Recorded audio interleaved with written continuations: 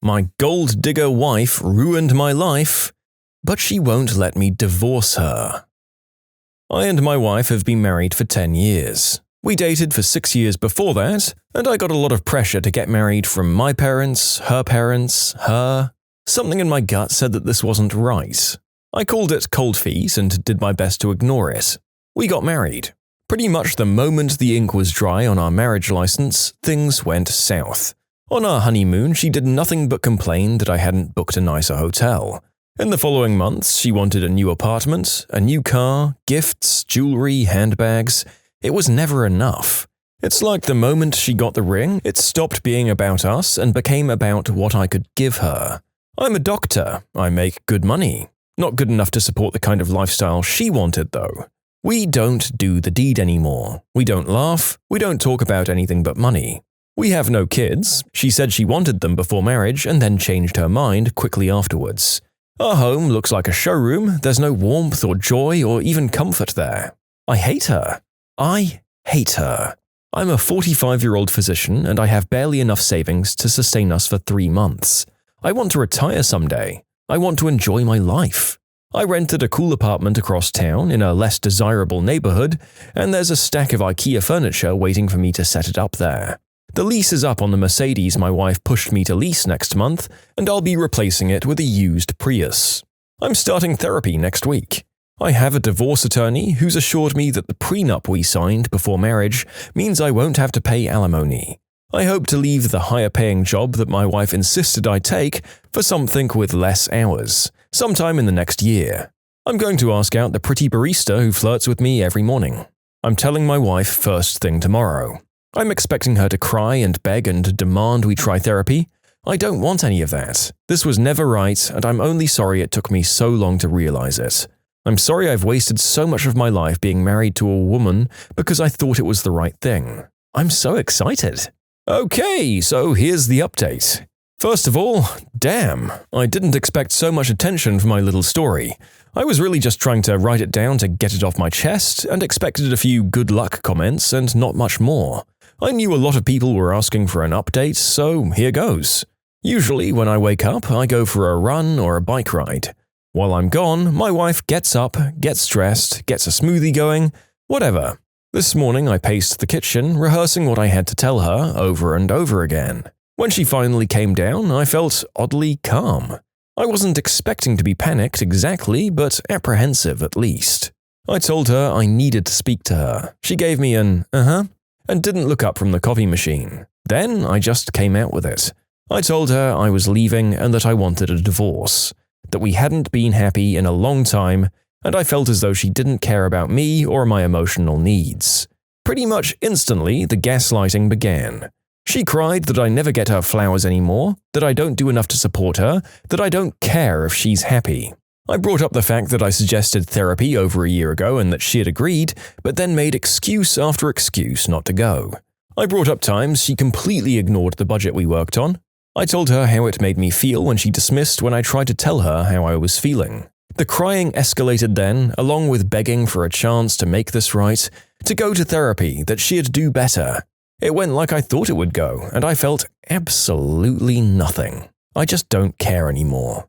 Whatever I once felt for her is just dead and gone, and she might as well have been a second cousin sobbing about her marriage for all the connection I felt to it. Eventually, I just got fed up and walked out. She's been blowing up my phone with calls and texts, which range from angry to begging to threatening. I started getting calls from her mother, and mine too by the end of the day. I spoke briefly to my mother and calmly explained that I was sorry she didn't hear it from me, but my wife was sucking me dry financially and emotionally, and I couldn't do it anymore. She was surprisingly supportive. I'm currently in my new apartment. I unrolled the mattress in a box and went to Walmart for sheets. I ate Thai takeaway for dinner at the kitchen counter and watched a bit of Netflix on my computer. I have everything I need for the next few days. My wife is getting served tomorrow. I keep expecting the sadness to set in, but it hasn't. I feel like 1,000 pounds are off my shoulders, and suddenly my future is full of possibilities. I'm going to travel, I'm going to try new restaurants, I'm going to take a job that actually makes me happy and proud instead of rich. Much to the internet's chagrin, I will ask out that barista because despite unpopular opinion, she is both age-appropriate, it's her family business, and I do have the interpersonal skills to recognize the difference between customer service and actual connection. Cheers everyone, I'm going to have a beer and then take a walk around my new neighborhood. Alright folks, I've got a lot of comments begging me not to ask out the barista as it's her job to be nice to me. I didn't really get into it because I didn't think it was relevant to the divorce, but here it goes. I met her about a year ago, she's 30, I don't usually wear a wedding ring because my job requires me to scrub regularly, and she's actually asked me out, as in invited me to a festival with her in town, a few months into knowing each other. I'd said I was married and she was embarrassed. Since then, we've had a bit of a running joke where she asks me, "So, still married?" My current plan is to reply, "Not for long," and see what happens. I appreciate the internet's apprehension. In truth, I'd probably say the same thing if I didn't know the backstory, but I do promise that I'm not a creep. The plans for my future dating life aside, back to my soon-to-be ex-wife. Am I the jerk?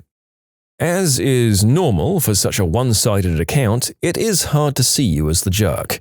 But I do my due diligence and try really hard to try and think from the perspective of your wife, and honestly, I haven't got much. It would be one thing if the monetary expectations, nagging, and lack of effort and attraction she was seemingly feeling had been in some way present in some moments before the marriage, but if it really did go from loving and passionate relationship to you being nothing more than an asexual ATM to her, then it's hard to see her marital desires as being anything other than dating with the aim of catching a sweet payout. I really don't like the relationships I see that seem to be purely transactional. And while I think that they are more or less acceptable if both parties understand that this is an agreement from one party to earn money and the other to be pretty or put out or have children or whatever, it does actually have to be agreed upon and enjoyed by both sides, and not something that you trick the other party into. And that sort of arrangement is not what the wife of our author was doing. It sounds like it was incredibly freeing to get away from her, to live a lower budget life and just breathe for a while. Who knows how the barista thing went? Hopefully it's as two-sided as he makes it out to be. The narrator did search, but alas, could not find the result of that particular endeavor. If you like Am I the Jerk, you're probably going to love Am I the Genius. Check it out, linked below. Also, go to amithejerk.com/submit if you would like to submit your own stories. The Paintball Chronicles. Why would you play the game how it's meant to be played? A little bit of exposition. I work for a local paintball and airsoft field as a referee and at their sales and rental booth. We have a couple of events every weekend. Sundays are always a lot of fun. We host walk-ons and the people who come are usually experienced, polite and sportsmanlike. But on Saturdays, the fricking birthday parties. Some of them are okay, mostly because kids just hide behind a wall for the entire time. Most times, however, it's absolutely miserable. I have a few stories like this, but here's one of them. It happened a few years ago. A kid forgot to put his barrel cover on when he entered the rest area. I ran up to him, grabbed his marker, which is what we call the paintball weapon, and placed the plastic shock over the muzzle, as I was trained to do. "Hey, you've got to put this on when you come into this area, buddy." "Oh, okay, I understand. I'm sorry." "No worries, bro. It's just a safety thing. Are you having a good time?" I didn't want him to be upset, so I wanted to be friendly.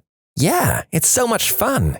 The lady we'll call the entitled parent was watching this exchange from a distance. The kid walks back to them and she sternly said something to him. She gave me a really dirty glance, and I mean dirty. Then she turned back around like it never happened.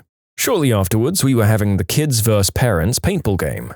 I decided to join the kids team to even the playing field. I ended up in a small bunker with the kid. He hit his parent twice in the thigh. I laughed and gave him a high five. She screeched, "Ow! Jeez, why would you do that? That's not fair at all. You're like a freaking pro and I never did this before. Learn some respect." Respectfully, this is how the game is played, and you did know what you signed up for. Besides, it wasn't me who got you, it was Slugger over here. Please calm down. "Don't lie to me. This might be my first time, but I know more about it than you do." The kid chimed in, "Mom, it was me. Please stop yelling. It's just a game. I'm sorry I hurt you." "Oh my god, now you're all buddy-buddy with this jerk?" At this point, she took her mask off.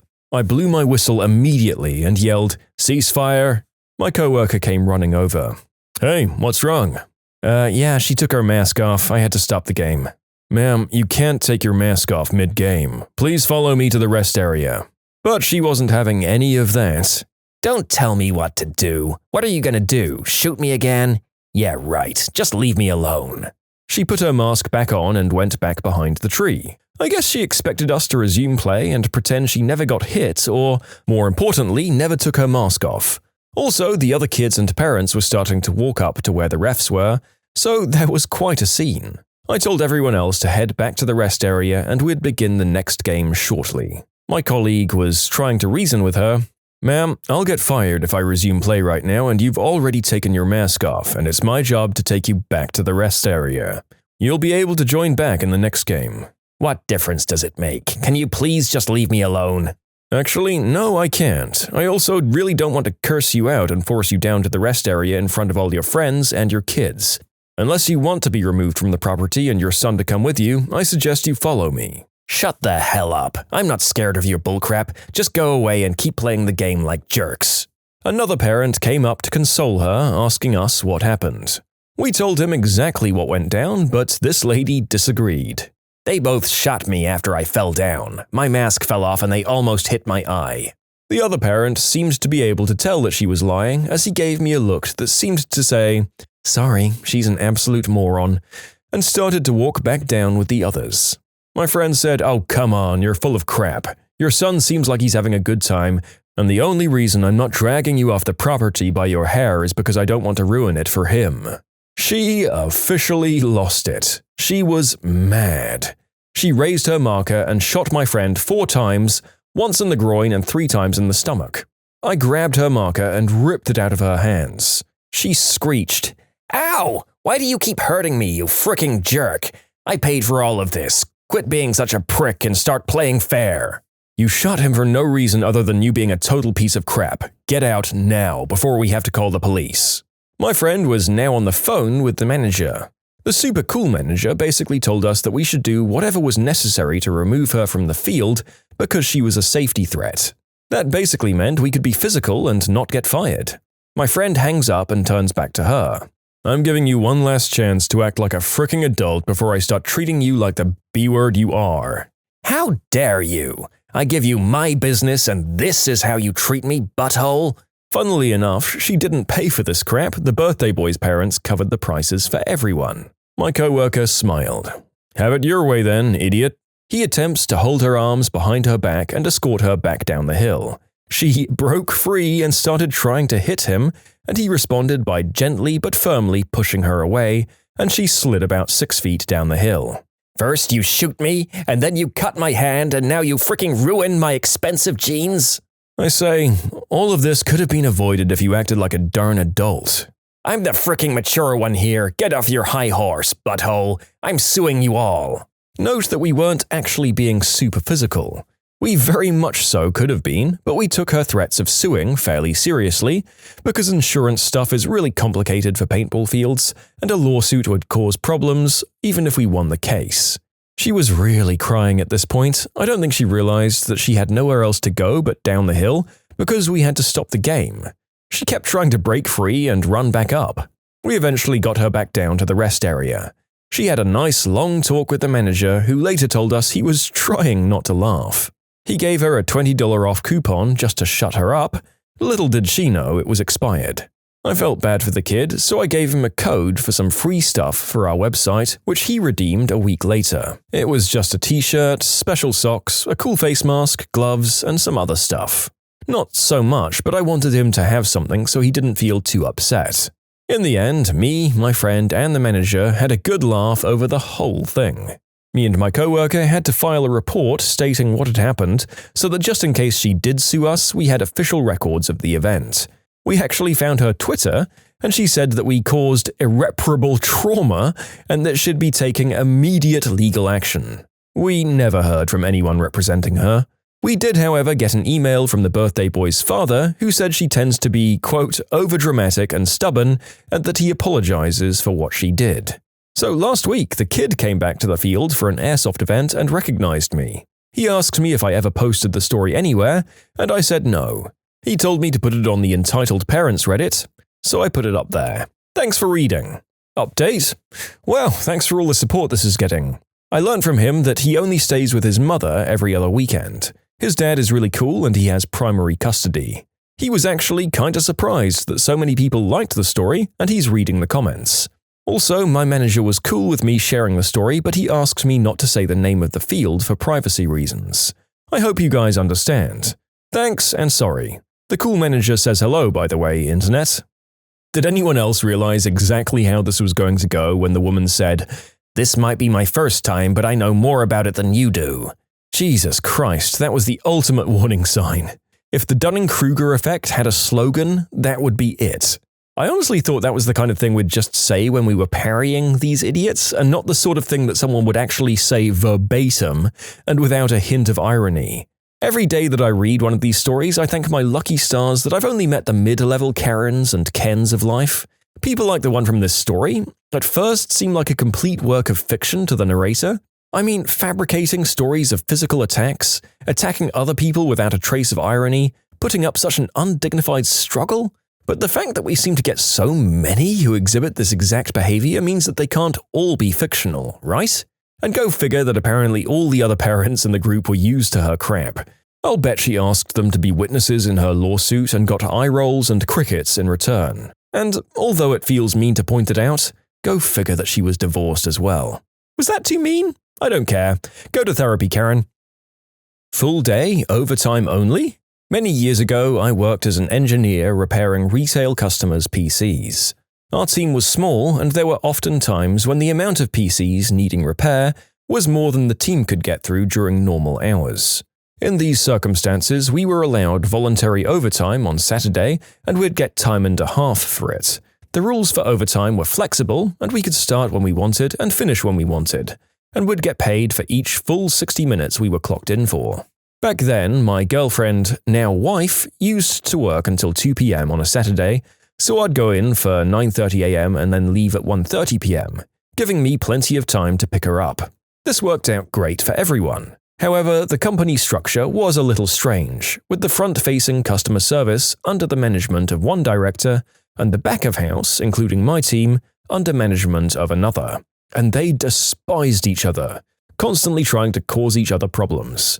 And of course, the workers were always caught in the middle. One fateful Saturday, I was working and I noticed the front-facing director walk up, see that I was there and move on without saying anything. I didn't think anything of it, and a short while later I left at 1:30 as normal. I got in as normal on Monday to find that I had a meeting request from my director. Confused, I attended the meeting and found both my director and the front director also there. Turns out the front director had arranged for a customer to bring their PC for an urgent repair on Saturday, having confirmed I was there to fix it. On-the-spot repairs were very rare, reserved for only the most problematic or highest-spending customers. Me not being there to look at it had caused the customer to have a meltdown in the shop in front of many other customers. Of course, the front director took the opportunity to bring this up with the managing director to get one up on my director, leading to the Monday meeting where she was out for my blood. Luckily, as the overtime rules for our department were clear and I followed them, there was no direct action taken against me, with my director supporting me. However, one thing that did come from this was that we lost our flexible overtime. From that point on, if we wanted to do overtime on a Saturday, we must be there for the whole day. As I wasn't willing to lose my entire Saturday, overtime stopped. It took less than a month for the department's backlog to hit over 1,000 units. Our target was to have under 15 units at the end of each day. I'd originally wondered why my director didn't put up a fight when the new rules were set, but it didn't take long to see the number of customer service complaints and call waiting times skyrocket, all of which was the front director's responsibility. Not long after, my director approached me smiling to let me know that the front director had gone to the managing director, first to try to force us to do overtime, and when that failed, beg for the new rule to be removed. So the next Saturday, I was back earning a little extra cash, and that director didn't try to screw around with our hours again. Screw around and find out. I know you're biased in favor of the maintenance staff, but the front manager is the jerk. I really can't think of any reason for all this to go down, except for the front director in particular just wanting to weaponize you against their arch enemy in the back. And as for why your manager didn't say anything, I think that might have solved the problem earlier, but it was probably a heck of a lot more satisfying to watch the full consequences of the spiteful desk boss play out. They knew that the longer they waited, the worse the situation would get, and eventually the higher-ups would go looking for the person ultimately responsible for the kerfuffle. And the front manager was realizing this as well. They tried to force people to pick up the slack within the rule system they'd created so that they could say it was working. And I'm so glad that it didn't, so they had to get down on their hands and knees and beg. So damn satisfying, and we're happy for you, author. Enjoy your half Saturdays again, unless you've got used to the joys of free time by now. When you subscribe, make sure to hit the bell to turn on notifications. Put the playlist on in the background to finish listening to all the stories. Or if you want to check out some great music, check out easymode.com. If you like Am I the Jerk, give Am I the Genius a shot. Everything linked in the description.